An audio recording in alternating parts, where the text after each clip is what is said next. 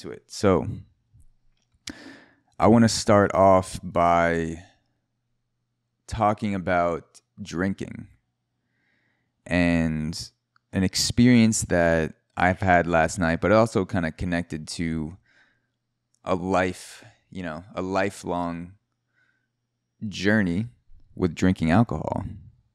And I've gone through stints where I haven't drank alcohol. I've gone through stints where I have drank very heavily, especially in college. And now I'm kind of at the point where I'm drinking more like an adult, where I'll drink maybe 1 or 2 nights during the week. I got my coffee right here. And, during COVID, I really wasn't drinking heavily on the weekends. But now that things are back, I may have a couple times a month where I'm drinking more heavily. But I wanted to go through some things that I was feeling last night because I went out with a group of friends. It's one of my best friends was in that group who I haven't seen in almost a year because he's been down in Virginia. I'm up in New York, and we went to this bar called Handcrafted Cocktails, and it was a good time. We were pounding vodka sodas, taking tequila shots. I probably had about 6-7 drinks total. So, for me, I don't have that high of a tolerance for alcohol at the moment. So I was feeling pretty fucking smacked after like 5 drinks and then had 1 or 2 more after that. And I remember like it was such a good time. It was well worth it. I don't regret anything at all. I want to say that first. But part of me was thinking, what am I signing up for right now? I know I'm going to have a hangover tomorrow, and could I accomplish the same level of fun that I'm having now with maybe half the drinks, like 3 drinks instead of 6? And thinking back on the night, I like before I even ordered a drink, I was talking to my group of friends. There are about 10 people there, and sure, you're a little bit more socially anxious without alcohol flowing through your system. You're a little bit more, are people judging me? You have more inhibitions, more walls up, thinking about, what the fuck, what's going through other people's minds right now. There's so much shit going through my mind. Am I saying the right thing? Am I saying the wrong thing? And I had a really good time. 30 minutes. The first 30 minutes were especially fun. And I was completely sober for like the first 30, probably 45 minutes until I ordered a drink. And looking back on the night, I woke up the next morning and I was thinking about how the night went. I was like, damn, like I was funnier when I was sober. I was, after the first 5 minutes of, kind of getting rid of your social anxiety a little bit, the conversation felt easier. I was thinking more on my feet. I was having such insanely good social connections. And I think alcohol enhances those social connections up to about 2 to 3 drinks. And then after that, you're kind of at this point of diminishing returns. And also the time matters too. So if if you're having 8 drinks, but it's over the course of an entire day, then you could end up being relatively sober / buzzed. Like you won't necessarily be super fucked up if you're out for 12 hours and you have less than a drink an hour. You could be fine, but this was probably, 2-3 hours. And I was thinking of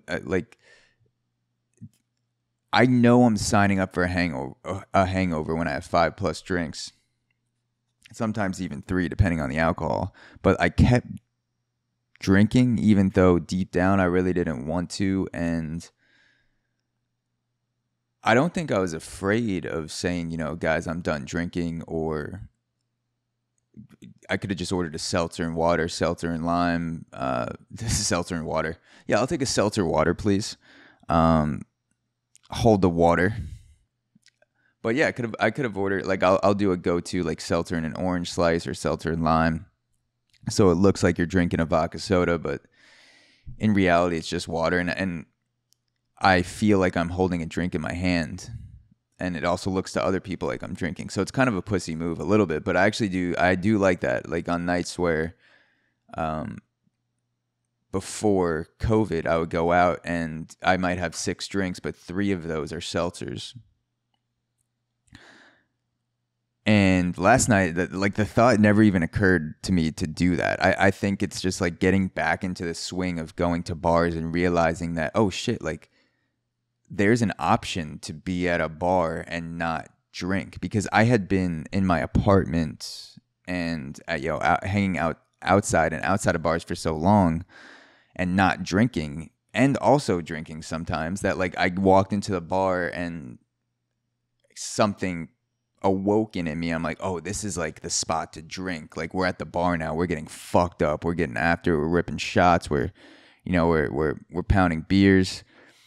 And I think I just have to get used to like get back into the routine of being at a bar, and then also recognizing that I don't necessarily have to drink a certain amount of alcohol, or I don't necessarily have to just keep drinking because I'm there for a certain amount of time at the bar. And I was thinking about it last night. I'm like, why did I not just, like, I knew I was pretty buzzed. I was having a great time. Why did I continue to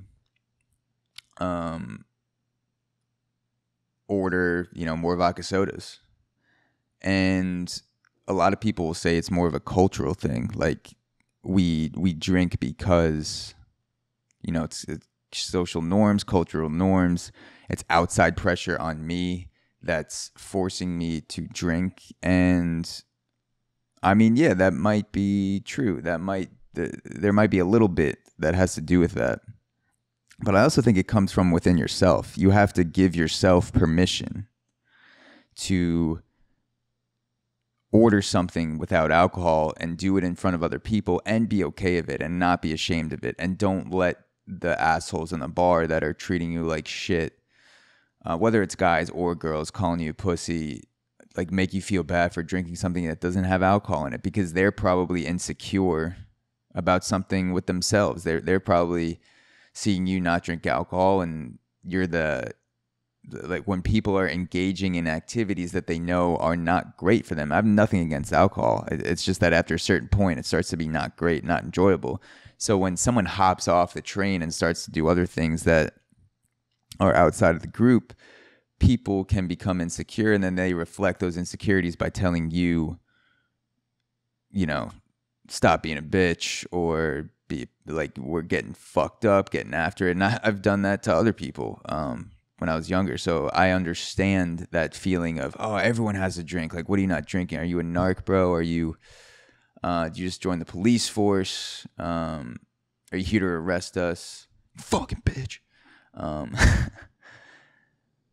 But yeah, it's, and I've had, this situation has happened a couple times where I've been at a bar with a group of friends, and they're also, strangers there too, because it's a bar, and I'll be switching off. I'll order a vodka soda, and then I'll order a seltzer, then I'll vodka soda. And a couple of times when I've ordered a seltzer instead of a vodka soda, either my friends or a stranger sitting next to me said something like, oh, that's a good idea. As if like they didn't know you could order a seltzer at a bar, and that me ordering the seltzer gave the other person permission, or made them feel more comfortable of, maybe they were thinking about ordering a seltzer before, and then they saw someone else do it, and then they ordered it. And so it's kind of like this whole game of cat and mouse of who's willing to share themselves boldly and unapologetically through their drink choice. And sometimes that drink choice is a lack of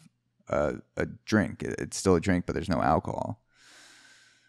And I recorded a podcast with Luke Burgess. He wrote a great book called Wanting, and it's all about mimetic desire and mimesis, and the fact that so many desires and so many wants and so many needs are driven by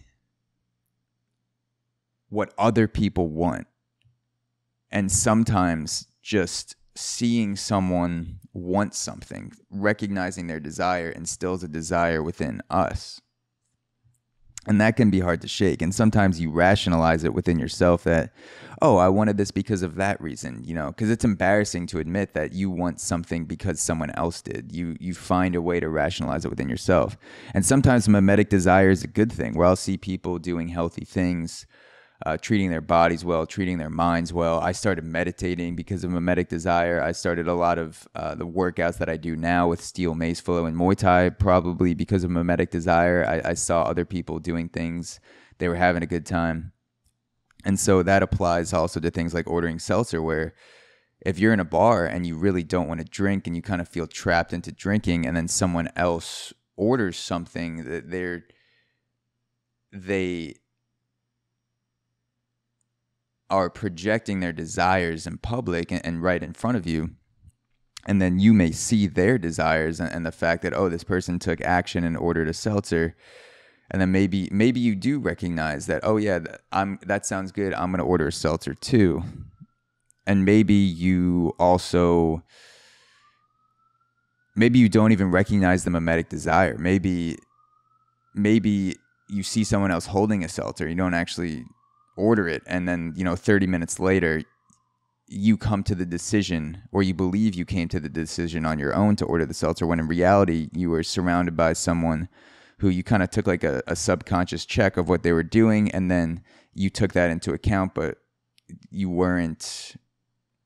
It's kind of like, it's not black and white the way Luke describes it. We're constantly in a pool of people's desires swimming around, and so I think mimetic desire is, there's no way that it's not part of drinking culture, because like there are a lot of parts of drinking that are great, and there are also a lot of parts that are very unenjoyable, like getting too drunk, getting sick, getting nauseous, getting hungover as fuck, not doing the things that you wanted to do today, which is also another thing. I was supposed to do a workout class this morning.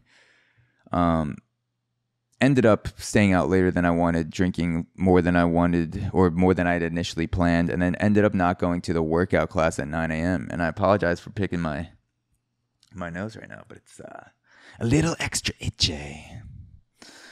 But yeah, I didn't go to the workout class at 9 a.m. Again, I'm fine with that decision. I hadn't seen this friend in forever, so I kind of told myself before, whatever happens tonight, seeing my friend is more important. And if I'm out till 3 a.m., which I was, I want to get a full night's sleep, and wake up around 9:30, 10, and not get less sleep to do the workout class, because, sleep is fucking important for me and for being able to have a good day and a less stressful day. So I'm completely okay with that. But it's just like this weird combination of mimetic desire, mimesis, seeing what other people want, and a lot of it comes down to being okay with showing desires that are not of the group, and also recognizing when someone is doing something that is good, and when in that case it might be good to mimic that person's desire, because you're actually bringing positivity into your life. So that's what I noticed last night about drinking. And damn, like, I haven't recorded a solo episode in a while, like I said, but this feels fucking good. So let's keep going.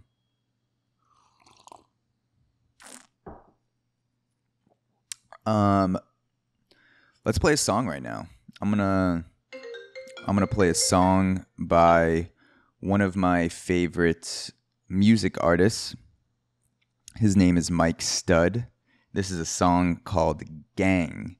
And yeah, fuck it. I'm recording on Riverside FM right now, which allows you to play music. And so I'm not going to play the full thing, but I'll play a little bit just as kind of like a break, transition in between topics.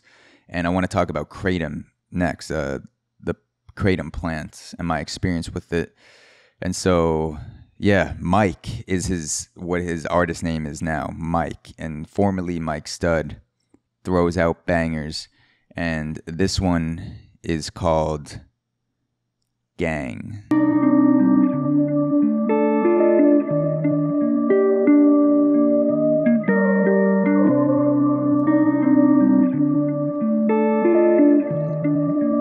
Yeah, Is it all about love? Is it all about trust? Is it all about the party? Is it all about drugs? Is it all about you? Every little thing you do. Is it all about the view? Is it all about love? Is it all about trust? Is it all about the buzz? Every little thing you do. Feels like it's about you. Yeah. My load is heavy, let's keep it light. I just been doing this shit I like. Yeah. She said I sound new, it's a different mic. Let's say that shit for a different night. My ex said I'm running wild, bitch, I might be. Can't keep me in check like a fucking night. But I did a deal for some fucking Nikes. Nothing I said is a fucking lie.